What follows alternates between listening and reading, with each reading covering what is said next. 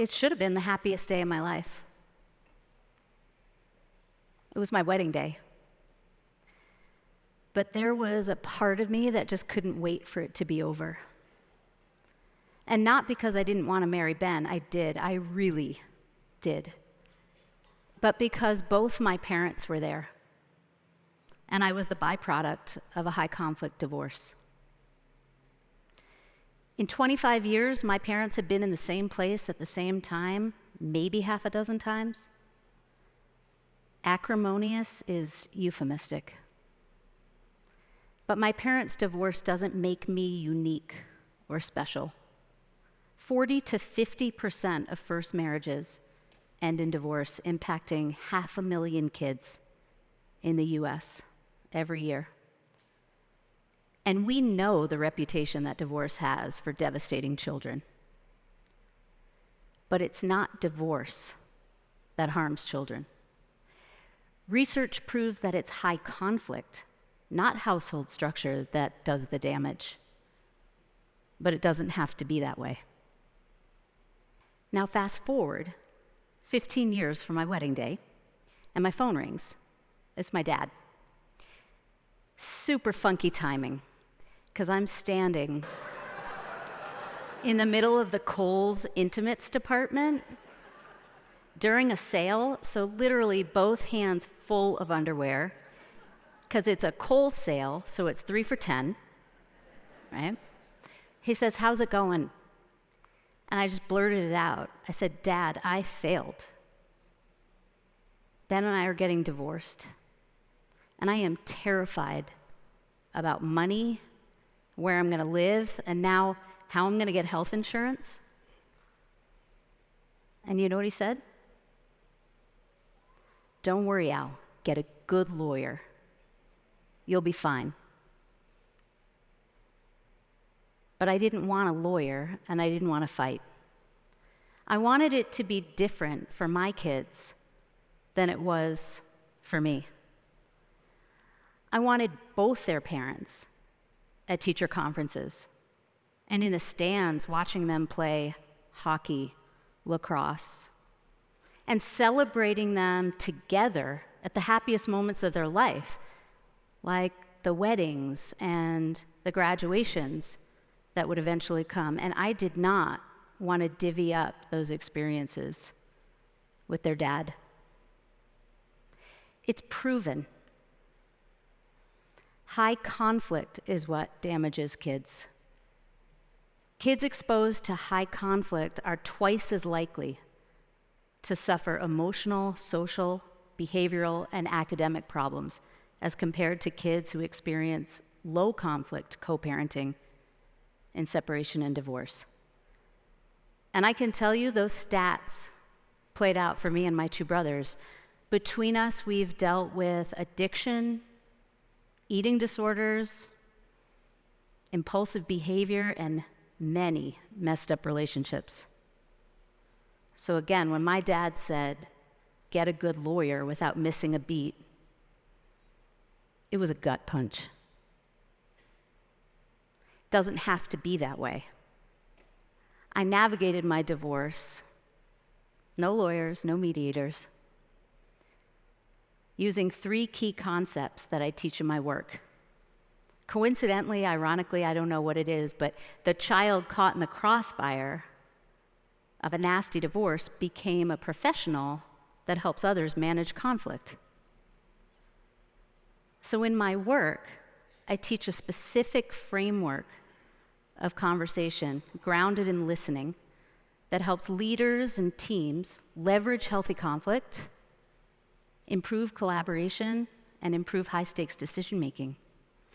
And if you break it down, if you really think about it, that's what divorce is. It's hundreds of collaborative decisions.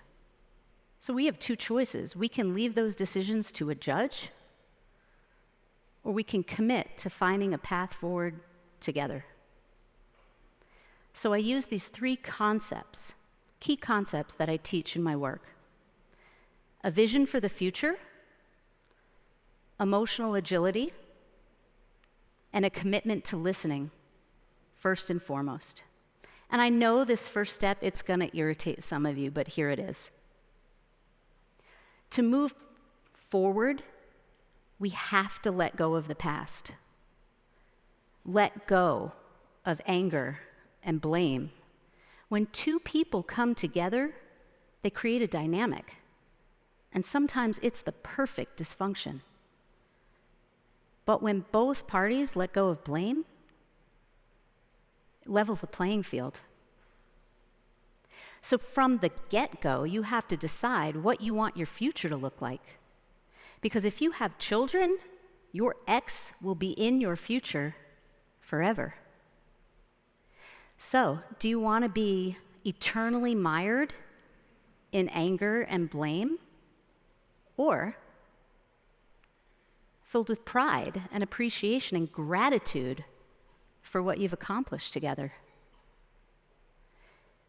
When I took a deep, fearless personal inventory, I had to own my part in our dysfunction, which gave me an appreciation for the other side and allowed me to be emotionally agile in really hard conversations that came.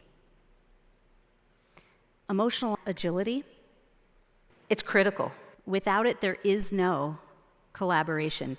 Because in that moment, when we get triggered and our amygdala hijacks the prefrontal cortex, we get so fired up, we can't listen, we can't reason, and then we behave and we respond in ways that we wish we hadn't. So instead of lashing out with something intentionally hurtful, we have to pause, say nothing for a moment, maybe many moments, recover, shift to inquiry, and commit to listening. That's emotional agility. Here's what I mean. Ben and I triggered each other constantly throughout our process. But instead of firing back, I paused and I asked myself, what am I missing? And just that idea that there was something I needed to learn was enough to shift me so that I could then ask him, what's really important to you in this? Now, don't get me wrong. I'm not saying this is easy. This was the most difficult thing I've ever done in my life. But I didn't do it alone. We both chose to prioritize our kids over and above our anger towards each other. We chose kindness. We chose grace. It certainly didn't come by default. But how do you give grace when you fundamentally disagree, or you are so hurt or so angry, you don't even want to hear another perspective? You have to commit to listening first. Have a dialogue. Listen to learn. We live in a world that values speaking over listening. We are taught to speak, to sell, to make our case. We are not taught to listen. We prepare for difficult conversations by mapping out exactly what we're going to say, but it's listening that inspires us to ask really good, thoughtful, open-ended questions. And then when we listen, we often learn something in those answers that shift our perspective and open us up to possibilities that didn't exist before. But we can't get there unless we let go of being right and let go of pushing for exactly what we want, or in the case of divorce, what we believe we deserve. And I just said deserve with a capital D because we can get so stuck in this me belief system that we prevent the possibility of a we solution. Bottom line, divorce is not a failure, and there is no shame in ending a marriage. It changes the family dynamic, but it doesn't have to destroy it. So if you have had a brutal divorce, or you're currently in the midst of one, It's not too late to turn it around. And I implore you to try for the sake of your children. I can honestly say that I have a really solid friend in my former husband now. In fact, he's sitting here with my daughter and my current husband. Yeah. Ben and I talk often, mostly about our kids, our favorite topic. We share our concerns, our delights. His perspective is invaluable to me because there is no one on this earth that loves my kids as much as I do, except for him. And I would not be standing on this stage without him as my partner in marriage and in divorce. So this is a special shout out, thank you to him. I am so proud and so grateful for what we've done. So thank you, Ben, and thank you all.